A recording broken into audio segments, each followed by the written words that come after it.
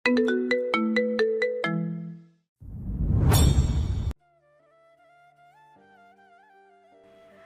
ভাই, কি সমস্যা? শুনুন সামনে থেকে, যেতে দিন আমায়।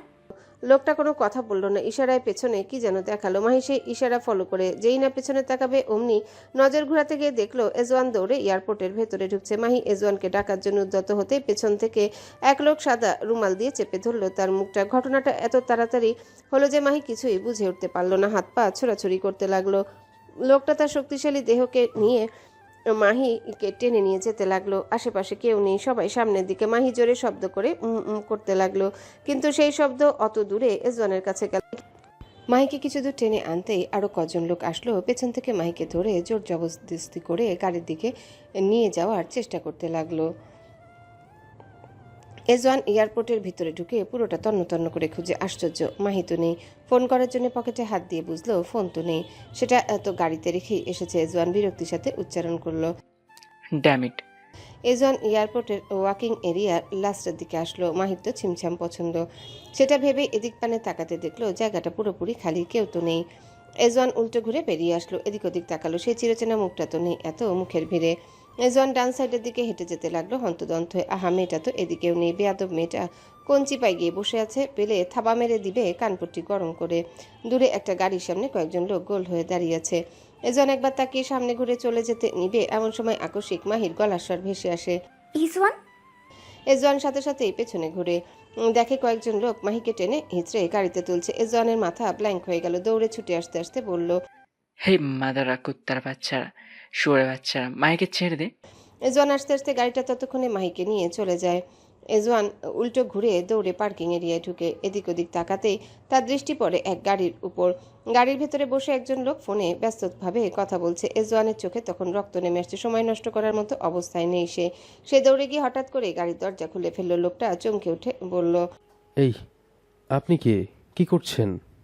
কথা শেষ করার আগে এজওয়ান তার কলার চেপে ধরে টেনে বাইরে ছুড়ে ফেললো। লোকটা হোঁচট খেয়ে মাটিতে পড়ে গেল, ফোনটা ছিটকে গিয়ে দূরে পড়লো। এজওয়ান কোনো দিকে না থেকে এক মুহূর্ত দেরি না করে লোকটার হাত থেকে গাড়ির চাবিটা কেড়ে নিল।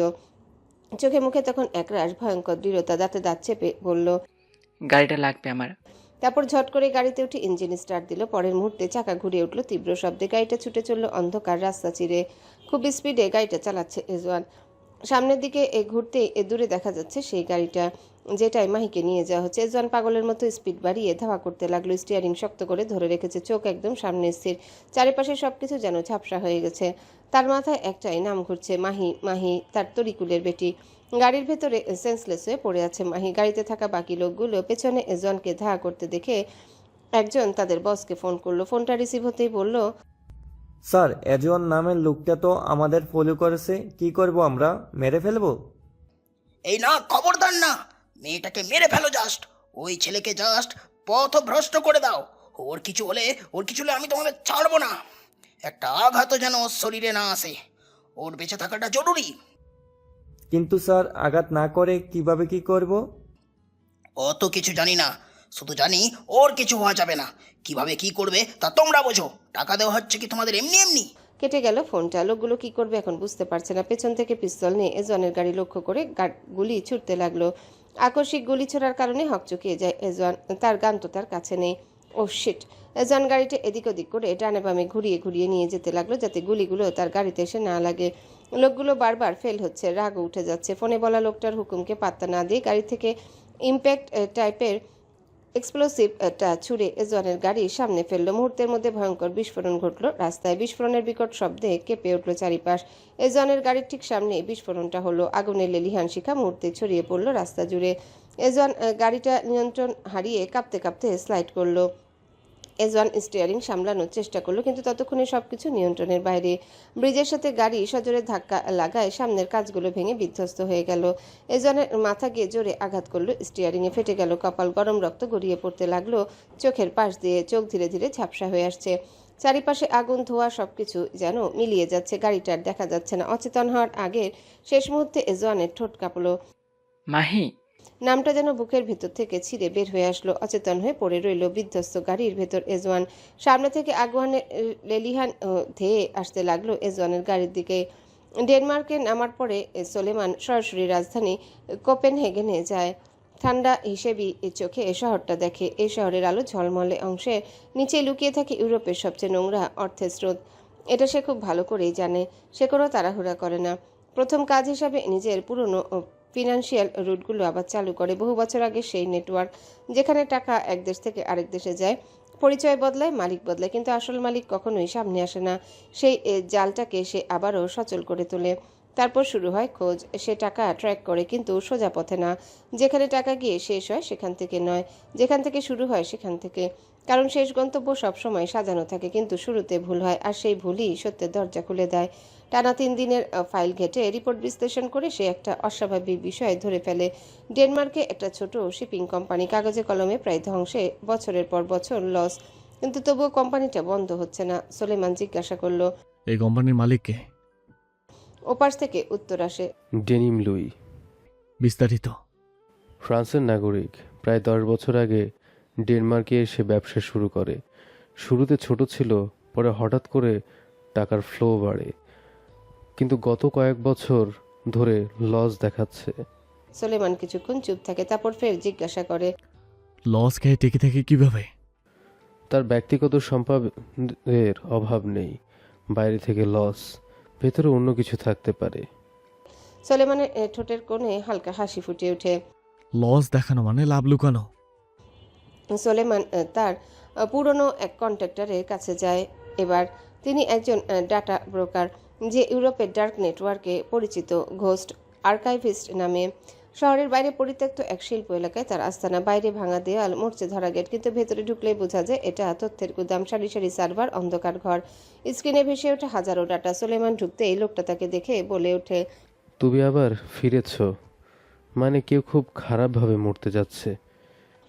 সোলেমান কোনো কথা না বাড়িয়ে সরাসরি বলে। 57 বছর বয়স, পায়ে ওভারঅল ট্যাটু, মুখের হাসি নেই, নাম নেই, নতুন এসেছে এই দুনিয়ায়। তার সম্পর্কে আমি সব জানতে চাই। তোমার জন্য আমার জানটাও হাজির। এ তো এক লোকের কেবল পরিচয় খোঁজ মাত্র।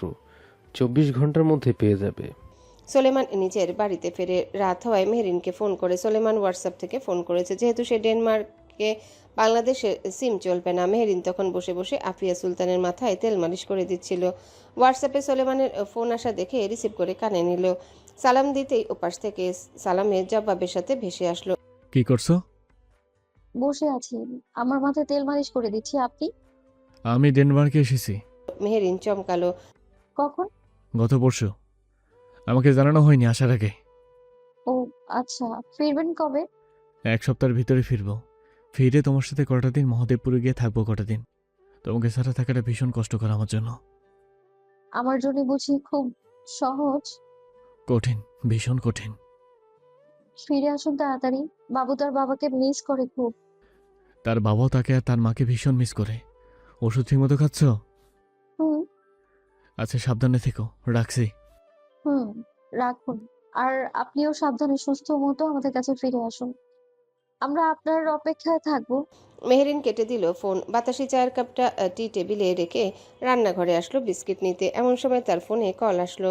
তাকিয়ে দেখলো তার বান্ধবী মিথির একটা ছবি। রাস্তার পাশে দাঁড়িয়ে বাতাসি ম্যাডাম এক হাত ইয়াসিনের কাঁধে আর আরেক হাতে ইয়াসিনের শার্ট খামচে ধরে রেখেছে। মুচকি হাসে ম্যাডামের মুখে। ইয়াসিনের মুখের এক পাশ দেখা যাচ্ছে, তার এক হাত ম্যাডামের হাতের উপর, যেটা শার্ট ধরে রেখেছে। তারপর আরও 3টা ছবি। একটা ম্যাডাম জড়িয়ে ধরেছে ইয়াসিনকে, আরেকটা মুখ গুজে রেখেছে বুকে, আর শেষেরটা দেখে তো ঘৃণা লাগছে। ইয়াসিন চুমু খাচ্ছে বাতাসির ম্যামের কপালে। ছি। নিচে মিথি কিছু টাইপ করছে। আজ দেখলাম তোর স্বামী আর ম্যাডামকে রাস্তায় এভাবে। তুই আমার কথা তো বিশ্বাস করলি না। সাবধান করতেছি তোকে বাতাসি, এই লোক তোকে ঠকাচ্ছে। স্ট্যান্ড নে নিজের জন্য। বাতাসের 2 চোখ জলে ভরে উঠল। ডিভোর্স অবধি কি অপেক্ষা করা যেত না? রাস্তাতে এসব শুরু করে দিয়েছে। শরীর ঘৃণায় কেঁপে উঠল। ফোনটা সুইচ অফ করে রাখলো। ইয়াসিনের মেজাজ ভীষণ চটে আছে। বাতাসির ম্যামের ওপর কি বেহা নির্লজ্জ মহিলা এটা! লজ্জার নারী ছোঁয়ায়নি নাকি জন্মের পর? অটিস্টিক ঠিকমতো হাঁটতে পারে না। প্রথমে ডাক দিল, তারপর ঢং মেরে দৌড়ে আসতে গিয়ে পড়ে যেতে লাগলো। পড়লো তো পড়লো একেবারে ইয়াসিনের গায়ের উপর। সে অবধি না হয় মানা যেত, কিন্তু এই মহিলার কপাল এসেছে ঠেকেছিল ইয়াসিনের ঠোঁটে। রাগে তার শরীর কাঁপছিল। ঠিক সেই মুহূর্তে ছবিগুলো ক্লাসে বসে জানালা দিয়ে তোলে মিথি। ক্লাসে স্যার চলে আসে। পরবর্তীতে কি হয়েছে তার অজানা। ইয়াসিন বাতাসির ম্যামকে ছুঁড়ে ফেলে দেওয়ার মতো করে রাস্তায় ফেলে দেয়। ম্যামটা পড়ে যায়। ইয়াসিন পকেট থেকে টিস্যু দিয়ে ঠোঁট মুছতে মুছতে বলে, এই বেটি, চোখ থাকে কই তোর? আমার ঠোঁটটারে নাপাক বানিয়ে দিছস। জমজমের পানি পাবো কই এখন আমি? এনে দিবি তুই? খাটাস মহিলা, দেখলেই হলো চোখের মতো পেছন পেছন আসে। পাখি হেগে দিতে পারে না তোর গায়ে? অসভ্য নারী কোথাকার। ছাটায়া চড় লাগাবো আর কোনোদিন আমারে ডাকলে খবিস। ইয়াসিন পকেট থেকে টিস্যু দিয়ে ঠোঁট মুছতে মুছতে বলে। ইয়াসিন চলে যায় ক্লাবে। ক্লাবে এসে সাবান দিয়ে বেসিনের সামনে ডলে ডলে ঠোঁটটা ধুতে নেয়। এমন সময় ইব্রাহিম এসে বলল, মুখ না ধুয়ে ঠোঁটের সাথে অমন যুদ্ধ করছিস কেন? গুয়ের ড্রেনের সাথে লেগে গিয়েছিস ভাই, সেজন্য। মানে? মানে টানে কিছু না। সোলেমান ভাই আইব কবে? এ সপ্তাহেই। ওনার সাথে আমার একটা কথা আছে। কি কথা? বাতাসির ভাইকে নিয়ে। ভাইজানের কি হাত আছে ফাহাদের খুনের পেছনে? ইব্রাহিম অপ্রস্তুত হয়ে গেল। সোলেমানের হাত না থাকলেও বাশার সুলতানের উপর আদেশ দেওয়া হয়েছিল ফাহাদের মুখ থেকে কথা বের করার জন্য, তবে এটা ইয়াসিনকে জানানো হয়নি। সোলেমানের হাত থাকবে কেন? সোলেমান কি ঢাকায় ছিল তখন? না। তাহলে? ইমন ভাই কি মিথ্যা বলবে আমাকে? বলতেও পারে। বিরোধী দল আমাদের ভুলে গেছিস? এখন বল, দিনকাল কেমন যাচ্ছে তো? আপনার তো ভালোই যাচ্ছে। বউ নিয়ে ভালোই বিজি থাকেন। বউ আছে বলেই তো বিজি। তোরও তো আছে, তুইও থাক বিজি। বউ তো ভাইয়ের শ্বশুর বাড়ি। আমার কি যে কষ্ট হয় জানেন না। বউ ছাড়া থাকতে সবারই কষ্ট হয়। আসলেই ভাই, নিজের জামা কাপড় নিজে ধুতে হয়, হোটেলে গিয়ে খেতে হয়, এক গ্লাস পানিটাও নিজের ভরে খেতে হয়, অনেক কষ্ট। ইব্রাহিম সাথে সাথে চাটি মারল ইয়াসিনের মাথায়। এশালা বলে কি এসব? নিজের কাজ নিজে করতে হয়, সেজন্য বলে ওর কষ্ট লাগে। ইয়াসিন মাথা চুলকে বলল, মারেন কেন আমারে? তাহলে কি তোরে চুমু খাবো গর্ধব? বউকে তুই এজন্য মিস করিস? মিস করি কখন বললাম? ছাগল, পান্ডা, আহাম্মক, গরুর পাল। বকেন কেন? আমাকে শাহবাগ যেতে হবে। থাক তুই গাধা। ইব্রাহিম কাউকে ফোন করতে করতে চলে গেল। ইয়াসিন নিজের ফোনটা বের করলো। নম্বর চেক করতে গিয়ে বাতাসির নাম্বার দেখে বাতাসির নাম্বারে কল করলো। কল ঢুকছে না, সুইচ অফ বলছে। 5 থেকে 6 বার ট্রাই করলো, সেম। ইয়াসিন বিরক্ত হয়ে কল দেওয়া বন্ধ করে দিল। রাতে বাড়ি ফিরে আবারও ট্রাই করলো, তখনও সেম বন্ধ বলে। ইয়াসিন মেহরিনের নাম্বারে কল করে। মেহরিন ইয়াসিনের নাম্বার দেখে রিসিভ করে কানে নিতেই ওপাশ থেকে ইয়াসিন অস্থির গলায় বলে, ভাবি, বাতাসি কোথায়? মেহরিন বিছানায় তাকায়, বাতাসি পড়ছে। রুমেই আছে, পড়ছে। কিছু কি হয়েছে? ওর ফোনটা কোথায়? ওর পাশেই। তুলে একটা আছাড় মারুন। কতবার ফোন দিচ্ছি, ধরছে না। বাতাসি। বাতাসি পেছন ফিরে তাকায়। ইয়াসিন ভাইয়া ফোন করেছে তোমার ফোনে, কি হয়েছে? চার্জ নেই আপু, ব্যাটারি শেষ। চার্জে দাও। বাতাসি চার্জে দিল, ফোন বন্ধ রেখে। ভাবি, আপনার ফোনটা বাতাসিকে দিন তো। মেহরিন ফোনটা নিয়ে এগিয়ে গিয়ে দিতেই বাতাসি বলল, আমি এখন পড়তেছি আপু, কথা বলার সময় নেই, ব্যস্ত আছি। ইয়াসিন সেটা শুনে কটমট করতে করতে কেটে দিল ফোন। রাত 1:30টার দিকে ইয়াসিন আবারও ফোন করলো, ফোন বন্ধ। ইয়াসিনের ইচ্ছা করছে চড়িয়ে বাতাসের গাল লাল করে দিতে ছাগল। ইয়াসিন পুরো রাত গিয়ে দিনটা কোনো রকম পার করে বিকেল হতে আর পারল না থাকতে, চলে গেল মহাদেবপুর। একটা ঠাস করে চল লাগিয়ে দিয়ে চলে আসবে আবার। লোকটার ব্যাপারে তথ্য খোঁজাটা সহজ ছিল না, কারণ ওই লোকটা নিজের অস্তিত্বটাই মুছে ফেলেছিল। প্রথম ধাপে ডার্ক ওয়েব ট্র্যাকিং করা শুরু করলো। সোলেমান তার টিমকে দিয়ে গত 10 বছরের সব আন্ডারওয়ার্ল্ড লেনদেন খুঁজে বের করায়, যেখানে অদ্ভুত একটা প্যাটার্ন ছিল। প্রতিদিন একটা বড় অপারেশনে টাকা সরাসরি কারো কাছে যায় না। 3 থেকে 4টা ভুয়া ফাউন্ডেশন ঘুরে শেষে এক অচেনা অ্যাকাউন্টে গিয়ে থামে। দ্বিতীয় ধাপ, অর্গান ট্রেডিং রুট। সোলেমান তার পুরনো নেটওয়ার্ক চালু করার পর দেখে স্ক্যান্ডিনেভিয়ার একটা নির্দিষ্ট রুটে হঠাৎ করে কার্যক্রম বেড়েছে। রুটটা কেপেন হেগেন থেকে উত্তর উপকূলের দিকে যায়, একটা নির্জন উপকূলীয় শহরে। তৃতীয় ধাপে সংযোগ মেলায়। সোলেমান সব ডাটা এক জায়গায় এনে বসায়। Shipping company, organ route, foundation ঘুরে আসে টাকা। একটা জিনিস স্পষ্ট হয়ে ওঠে, ডেনিম লুই আর ওই অজানা 57 বছরের মানুষ একই ব্যক্তি। কিভাবে?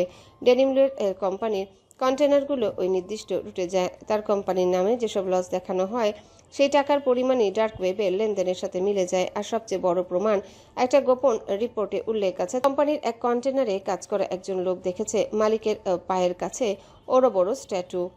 সোলেমানের কপালে স্লাইড করতে করতে বিড়বিড় করে, ছদ্মবেশী ব্যবসায়ী, আসলে আমরাই শিকারী। এবার লোকটাকে খুঁজে বের করা বাকি। সোলেমান বুঝে যায় এই মানুষটা ডিজিটাল না, সে অফ গ্রিড। তাই সে পুরনো পদ্ধতিতে যায়। যারা তার সাথে কাজ করেছে তাদের খুঁজে বের করা শুরু করে। একজনকে পাওয়া গেল, একজন ভাড়াটে অস্ত্র সরবরাহকারী যে এখন ভয় পেয়ে গা ঢাকা দিয়ে আছে। তাকে ধরে আনা হলো। প্রথমে স্বীকার করতে চাইল না, তারপর শুরু হলো তার উপর ভাঙা মনস্তাত্ত্বিক চাপ, ভয় আর একের পর এক হিসেবি নির্যাতন। অবশেষে লোকটা স্বীকার করে। সে বলে, লোকটা থাকে ডেনমার্কের উত্তর উপকূলে, সমুদ্রের ধারে একটা পুরনো মাছ প্রক্রিয়াজাতকরণ কারখানায়, যেটা বাইরে থেকে বন্ধ কিন্তু ভেতরে চলছে অন্য ব্যবসা। অপর পাশ থেকে কেউ সোলেমানের গতিবিধি লক্ষ্য রাখছে। সোলেমানের প্রতিটা পদক্ষেপ সম্পর্কে সে অবগত হচ্ছে। কেউ তাকে জানিয়ে বলছে, আপনার প্ল্যান মাফিক সব হচ্ছে। সে আপনাকে খুঁজছে আর আপনার আস্তানা অবধি পৌঁছে গেছে। কি করবেন এখন? আসতে দাও তাকে। এই পৃথিবীতে আজই তার শেষ দিন। একটু আশা নিয়ে বাঁচতে দাও কয়েকটা ঘন্টা। সেই রাতেই সোলেমান রওনা দেয়। সমুদ্রের ধারে জায়গাটা একেবারে নিঃশব্দ। হাওয়া বইছে, দূরে ঢেউ ভাঙছে। কারখানাটা অন্ধকারে ডুবে আছে। বাইরে থেকে মৃত কিন্তু ভেতরে জীবন্ত। সোলেমান সরাসরি ঢোকে না। প্রথমে চারিপাশ ড্রোন থার্মাল স্ক্যান করে প্রবেশপথের হিসাব কষে। সে বুঝতে পারল ভেতরে অন্তত 12 থেকে 15 জন সশস্ত্র লোক আছে। কতজন ঢুকছে, কতজন বেরোচ্ছে, কোথায় আলো জ্বলে সব দেখে। তারপর পরিকল্পনা করে বাহিরে বসে। বিদ্যুৎ লাইন কেটে দেওয়া হয়। বাইরের পাহাড়গুলোকে নিঃশব্দে একে একে মুখ চাপা দিয়ে সরিয়ে ফেলা হয়। ভেতরে ঢোকার পথ পরিষ্কার করা হয়। সবকিছু এত নিখুঁতভাবে হয় যে কেউ বুঝতে পারে না। ভেতরে ঢোকার পর শুরু হয় ক্লোজ কমব্যাট। প্রতিটা মুভ হিসেব করে, প্রতিটা আঘাত মারাত্মক। কিছুক্ষণের মধ্যে পুরো জায়গাটা নিস্তব্ধ হয়ে যায়। শেষে সে পৌঁছায় মূল রুমে। একটা বড় ঘর, মাঝখানে একটা চেয়ার। সেখানে বসে বড় বড় মাছের ভেতর ড্রাগের প্যাকেট ভরছে। পরনে কালো ওভারকোট। সোলেমানের মতোই, পা দেখা যাচ্ছে না। লোকটার পায়ের আওয়াজ শুনে পেছনে না তাকিয়েই বলল, ছুরিটা নিয়ে আয় তো। সোলেমান পাশে তাকালো। ট্রেতে থাকা ছুরিটা নিয়ে নিঃশব্দে এগিয়ে গিয়ে তার হাতে দিল। লোকটা মাছের পেট কেটে ড্রাগের প্যাকেট ঢুকিয়ে বলল, শুনলাম মাফিয়া কিং এসএস ব্যাক করেছে ডেনমার্কে। দেশে এসেছে? এসেছে। আর সে এখন তোর পিছে দাঁড়িয়ে আছে। তোর মৃত্যু নিজে হাজির হয়েছে। লোকটার হাত থেকে পড়ে যায় ছুরিটা। কাপা কাপা শরীরে ঘাড় বেঁকিয়ে তাকায়। সুঠাম দেহের অধিকারী লোকটা তার সামনে দাঁড়িয়ে। কে তুমি? সোলেমান মুখ থেকে ব্ল্যাক মাস্কটা সরিয়ে বলল, এ শেষ চিনেছিস? লোকটা তাকালো মুখ পানে। তার লোকদের চিৎকার করে ডাকতে চাইলে সোলেমান বলে, ডেকে লাভ নেই, কেউ নেই, সবাই মৃত। তুমি কি জন্য এসেছো এখানে? কি চাই তোমার? বদলা নিতে এসেছি, আর তোর মৃত্যু নিয়ে। কি করেছি আমি তোমার? তোর পা দেখা আমাকে। মানে পা দেখা।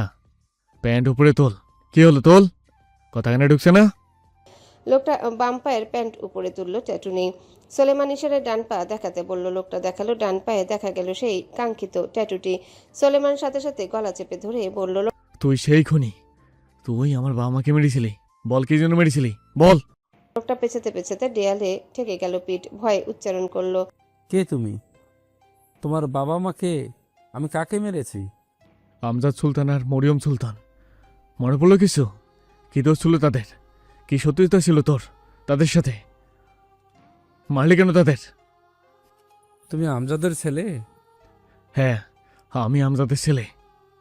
ছেড়ে দাও আমাকে, ছেড়ে দাও। তোকে ছেড়ে দেওয়ার জন্য এত দূরে এসেছে রে। কি জন্য মেরেছিস আমার বাম্মাকে, বল। তোমার বাপ একটা বিশ্বাসঘাতক ছিল, স্বার্থপর ছিল। সোলেমান গলা চেপে ধরে আরো। একদম মিথ্যা বলবি না। আমার বাপ ছিল নিষ্ঠাবান, সচ্চরিত্রের। তুই তাকে নিয়ে মিথ্যা বলছিস? তোকে তো আমি। অন্ধের শহরে তোর বসবাস ছেলে। তোর বাপের মতো জাউরে আর দুটো ছিল না। সে আমাদের সাথে থেকেছে, আমাদের সাথে কাজ করেছে, আবার আমাদের পিঠ পেছন ছুরিও মেরেছে। অমন বিশ্বাসঘাতকে কি করে বাঁচিয়ে রাখতাম আমরা? মেরেছি, বেশ করেছি। এবার আমিও তোকে মেরে সেই বেশটাই করবো, কুত্তার বাচ্চা। আমার বাপ তোদের কুকীর্তি জেনে গিয়েছিল, বাধা দিয়েছিল বলে তাকে মেরে ফেলেছিস। সাথে আমার মাকেও ছাড়িসনি। আমার মায়ের ইজ্জতে হাত দিয়েছিলি, আমারই চোখের সামনে তাকে মেরেছিস। সোলেমান পাশ থেকে ছুরিটা নিয়ে ডেনিম লুয়ে শরীরে ঢুকিয়ে দিতে চাইলে আকস্মিক পুরো কক্ষটা ধোঁয়ায় ভরে যায়। সামনের সবকিছু ঝাপসা দেখা যেতে লাগলো। সেই সুযোগে ডেনিম লুই সোলেমানকে ধাক্কা দিয়ে মাটিতে ফেলে দিয়ে বলে, ভুল মানুষকে ধরতে এসেছিস তুই। তোর বাপকে আমি নই, মেরেছে অন্য কেউ। এবার তোর মরার পালা, মর। এই জীবনে বাপ মায়ের খুনিকে আর তুই ধরতে পারবি না। ধরার জন্য তো তুই আর বাঁচবিই না, বোকা ছেলে। তোর বয়স অলরেডি আমরা পার করে এসেছি, তোর বুদ্ধি এখন ওই হাঁটুতেই আছে। তোকে এখানে নিয়ে আসাটা ছিল আমাদেরই প্ল্যান। আর বোকা ছেলে, তুই ভেবেছিস তুই নিজে থেকে এসেছিস এই অবধি? তোর চেলা সবগুলোকে বেঁধে রাখা হয়েছে বাইরে। বাঁচবি কি করে? মৃত্যুকে আলিঙ্গন করার জন্য এবার প্রস্তুত হ। সোলেমান উঠে এসে ডেনিমকে ধরতে চাইলে ডেনিম দেয়ালের সাথে থাকা সুইচ টিপে দরজা দিয়ে বেরিয়ে যায়। সাথে সাথে বিকট এক শব্দে পুরো গোডাউনটা আগুনে লেলিহান শিখায় তলিয়ে যেতে শুরু করে। সোলেমান স্তব্ধ হয়ে যায়। ভেতরে চারিদিকে আগুন আর আগুন, সব জিনিসপত্রে আগুন ধরে গেছে। ধোঁয়ার আগুনের তাপে যেন শরীর পুড়ে যেতে চাইলো, শ্বাস আটকে আসতে চাইলো। দিক বিদিক শূন্য হয়ে সোলেমান যখন পালানোর পথ খুঁজতে শুরু করলো, তখন অন্ধকারে শক্ত কিছুর সাথে পা বেঁধে পড়ে যায় মাটিতে। সাথে সাথে উপর থেকে আগুনের একটা লোহা এসে পড়লো সোলেমানের পায়ের উপর। এতটাই ভারী ছিল এই লোহা যে মনে হলো পাটা ভেঙে গেছে। লোহা ঢুকে যাচ্ছে মাংস ভেদ করে। মৃত্যু যন্ত্রণা আসলে এতটা কষ্টের? সোলেমানের তো কখনো নিজের মৃত্যু নিয়ে কষ্ট হয়নি, তাহলে আজ কেন হচ্ছে? অবশ্য কষ্টটা নিজের মৃত্যুকে নিয়ে নয়, মেহেরিনকে নিয়ে। তার অনাগত সন্তানের কথা ভেবে কষ্ট হচ্ছে।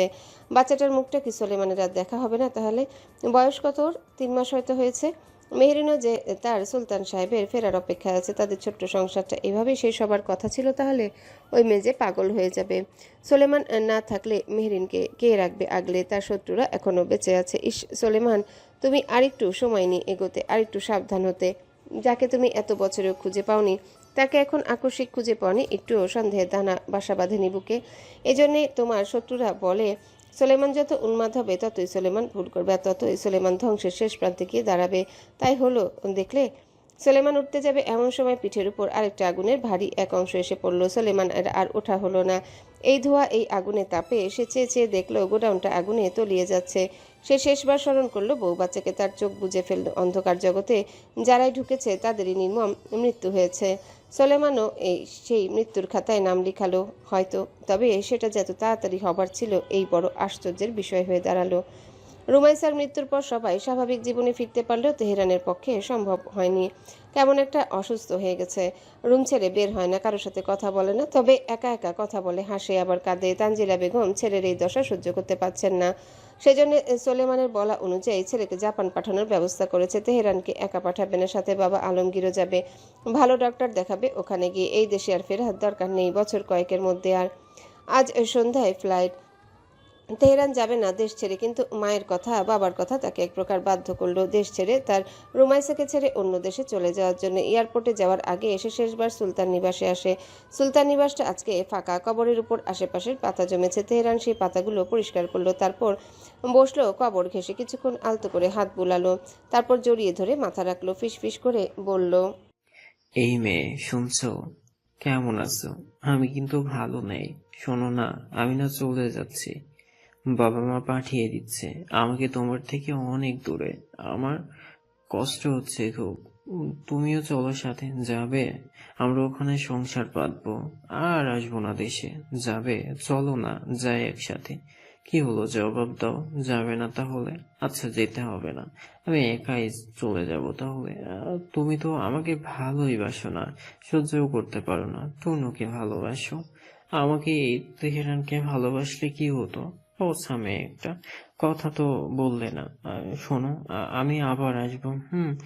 সুস্থ হয়ে চলে আসবো। তারপর তোমার সাথে থাকবো।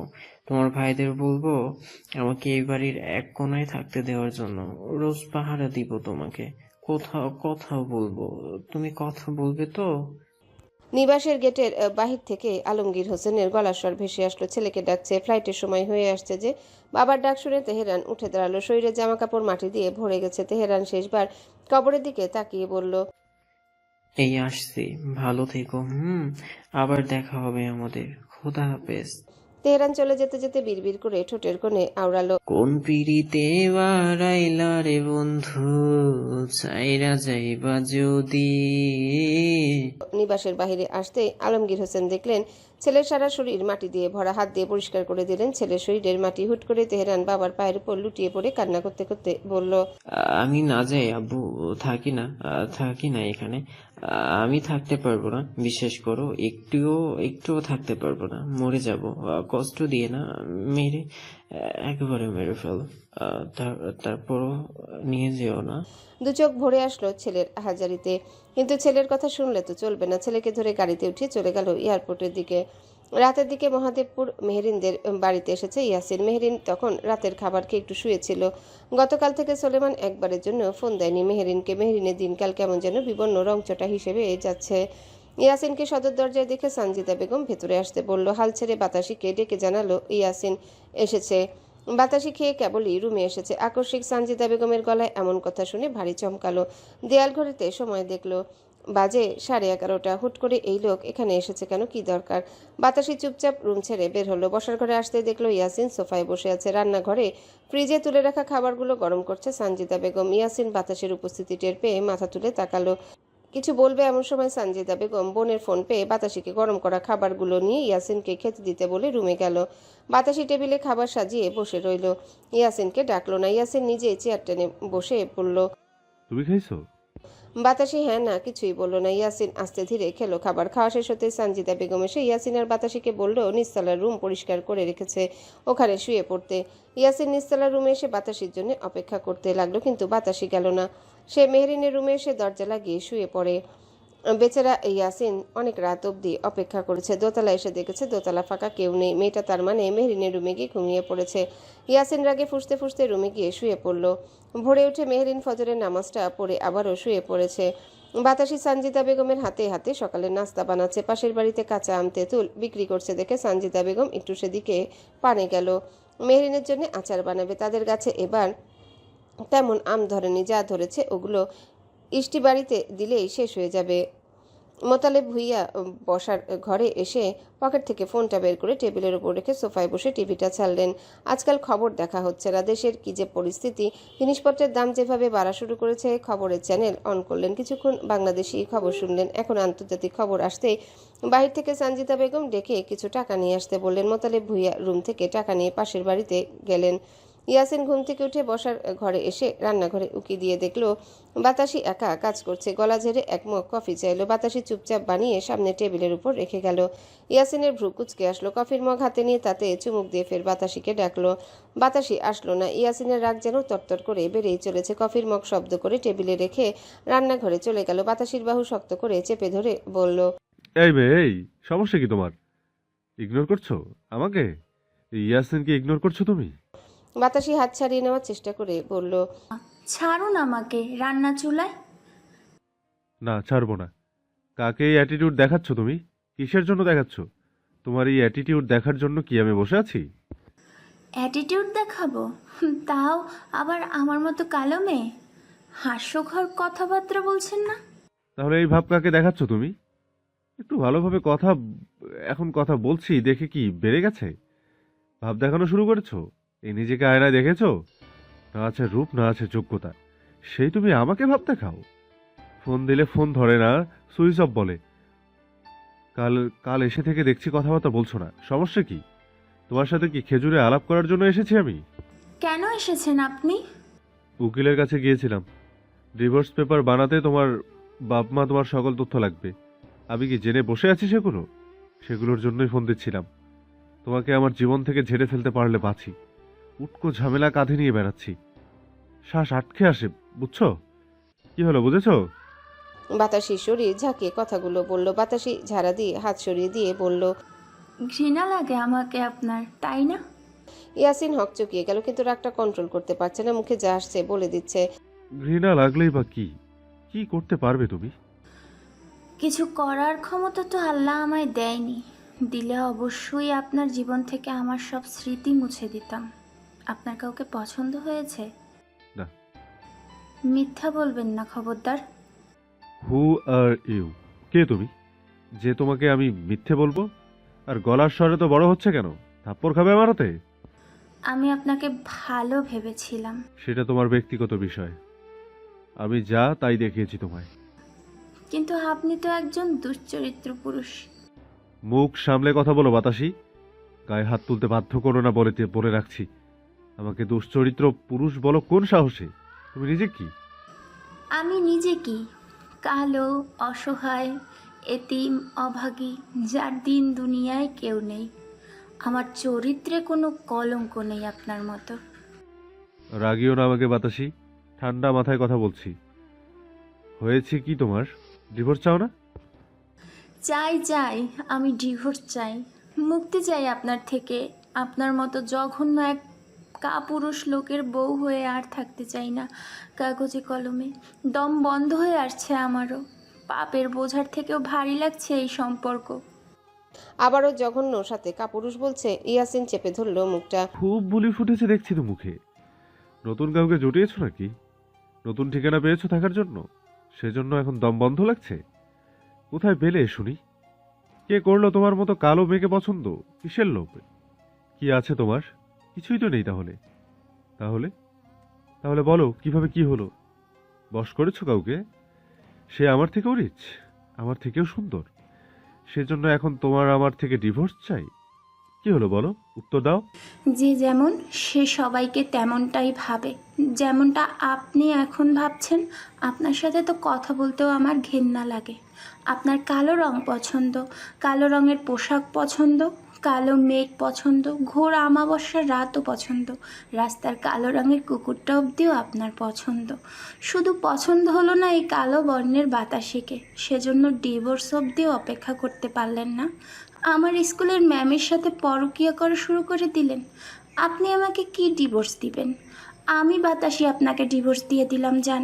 সেই সাথে আমি বাতাসি আপনাকে আজ দোয়াও দিলাম, আপনার ঘরেও যেন একটা কালো বর্ণের বাতাসির জন্ম হয়। কোনো এক পুরুষ যেন তাকেও আপনার মতো করে অবহেলা করে, উঠতে বসতে গায়ের রং নিয়ে কথা শোনায়, পরকীয়ার মতো নোংরা কাজও করে। তখন আপনি নিচে বাবা হয়ে টের পাবেন কালো বাতাসের আজকের করা এই আর্তনাদগুলো। তখন আপনার মনে পড়বে আপনি স্বামী হিসেবে আমাকে ঠিক কতটা অবহেলা অপমান করেছেন। আল্লাহ ছাড় দেয় কিন্তু ছেড়ে দেয় না। আর সময় আপনার, আর সেদিন সময় হবে আমার। আমিও দেখতে চাই বাবা হিসেবে সেদিন ইয়াসিন আহমেদ কিভাবে তার মেয়ের সেই আহাজারিগুলো সহ্য করে।